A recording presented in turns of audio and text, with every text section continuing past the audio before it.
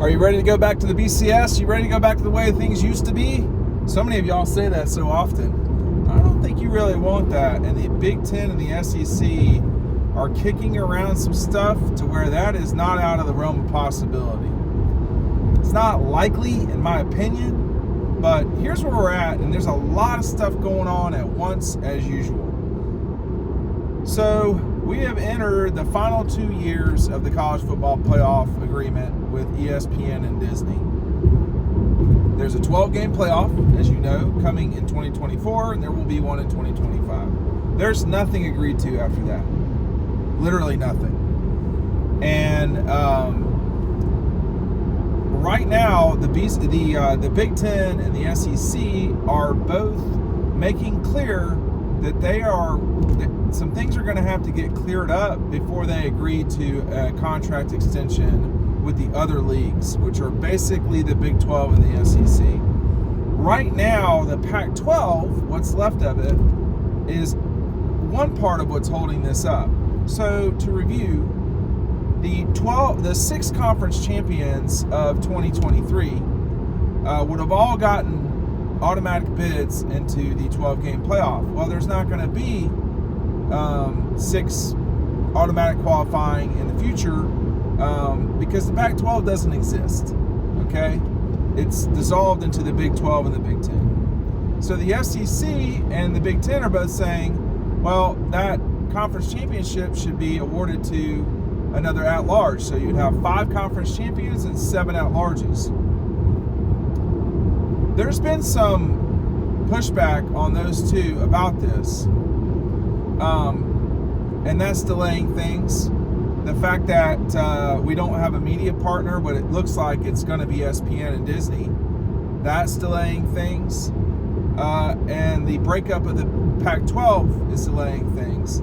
Also, the other thing that's delaying things substantially, and I shouldn't skip the big part, is the distribution of revenue from this agreement. And we're talking over $1 billion deal here that it would essentially almost, if my math is right, close to double or more what the each school is getting right now. But the Big Ten and the SEC, I think, want the provisions to be better for their leagues.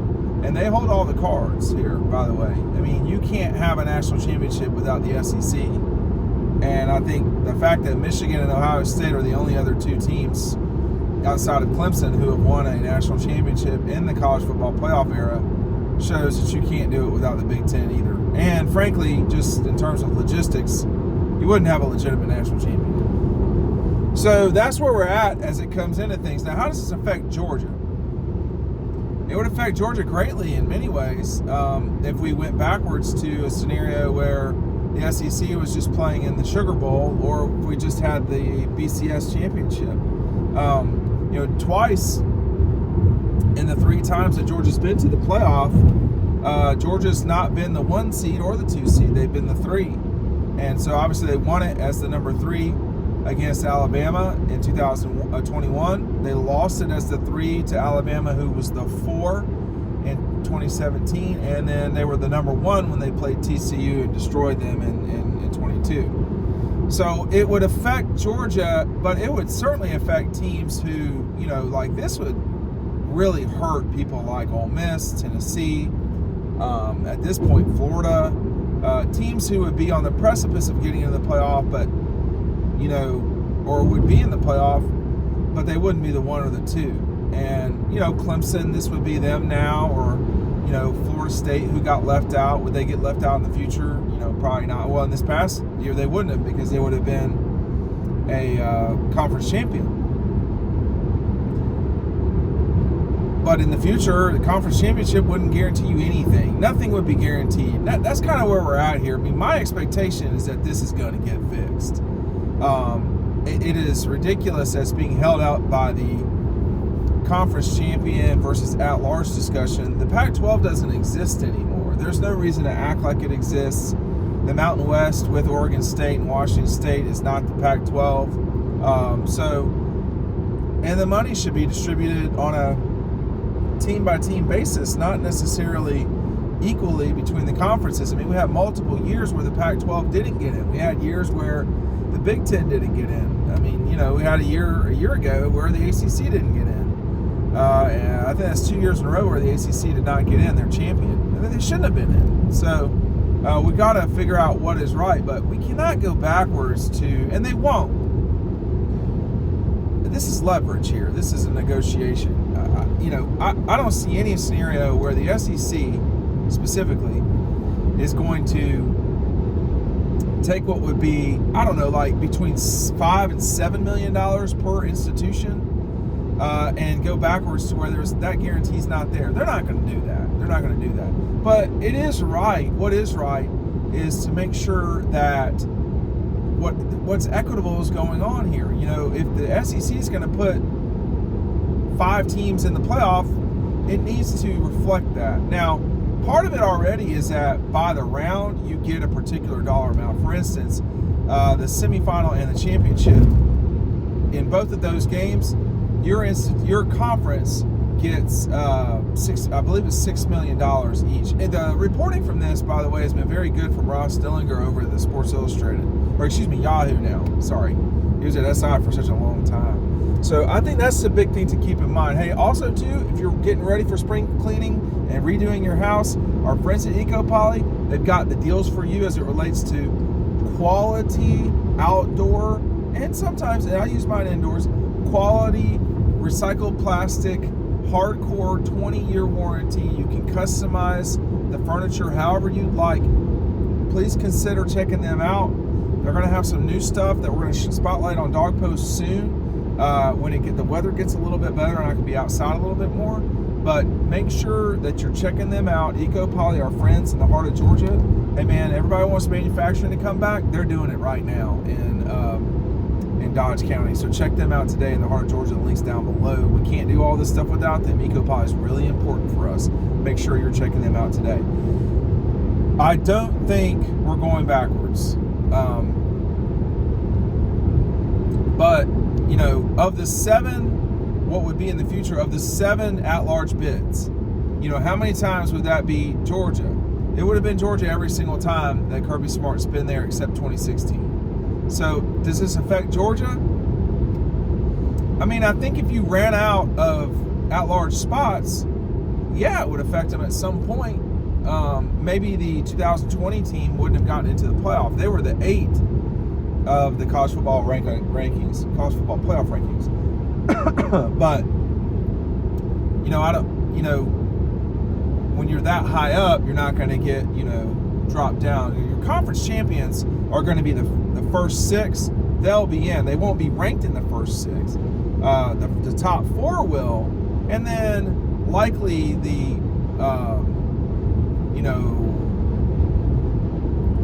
again, I keep talking like it's 2023. The top 5, 4 of the top 5 would be the top 4 seeds. Now that's not fair either, by the way.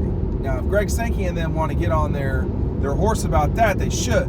I mean, you've had multiple times where the SEC's played for a national championship against one another in the college football playoff, and that means they're the top 2 teams, not the top 6. But I've talked about that a lot. If we're going to do this right, it really needs to be an accurate reflection of who is in the top 4. It doesn't need to be that you won the Big 12, that makes you better than the 2nd or 3rd best SEC team, or you won the ACC. This past year, the ACC champion, they weren't one of the best 4 teams. I mean, clearly they got left out of the playoff. Would it be right in the future for them to just get a bye? That's what's going to happen. So that's not right either. Now, that's not something that Greg Sankey and the new Big Ten commissioner have voiced, but that is something that is, Dean Legge has picked up on, so I'm not the only one. But this is going to be something that, the presidents of the institutions, they're not going to go backwards on the college football playoff. ESPN and Disney is too much a part of their brand. They're not going to go back on it.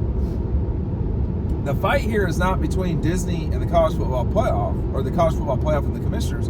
The fight is between the commissioners and what exists of the commissioners. You need a unanimous, unanimous vote to move forward with some of this stuff, and Washington State, through the Pac-12, blocked it. So we got to get that straight. We got to get the finances straight.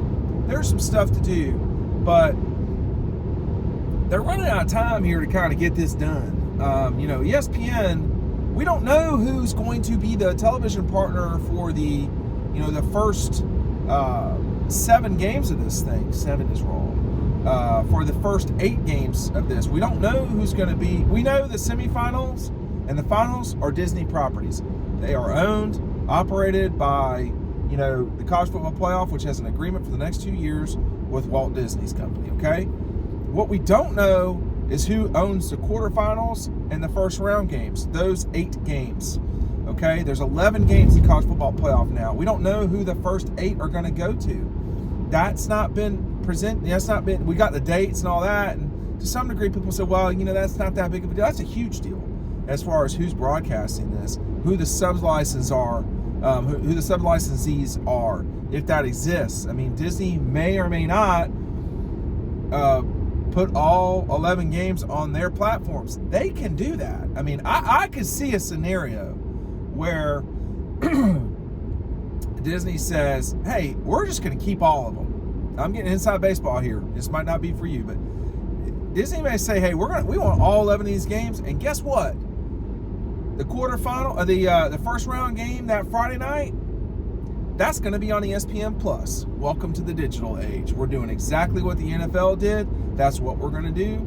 You don't like it, or the first 2. The Friday night game or whatever it is. I mean, it's a little bit confusing. I don't know off the top of my head what it is. It's such a mess December for college football. That was not the case. It has become a complete catastrophe in college football for the coaches and programs, with the portal, with signing day, with now college conference championships, as well as now the college football playoff is starting in the middle of the month. I mean, we're going to have huge games before Christmas. Everybody used to hate the bowls. I mean, no, they didn't. They watched them and they took the money from them.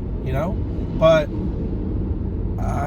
we've gotten to the point where this thing might fall off a cliff soon. So we've got to decide who's doing what in terms of broadcasting. We've got to decide what's going to happen with the payouts, because who's doing broadcasting, who the sub-licensees are, that determines how much revenue there is, which is going to have to be split between either the 4 conferences and then the rest of the college football world, or a structured system for that.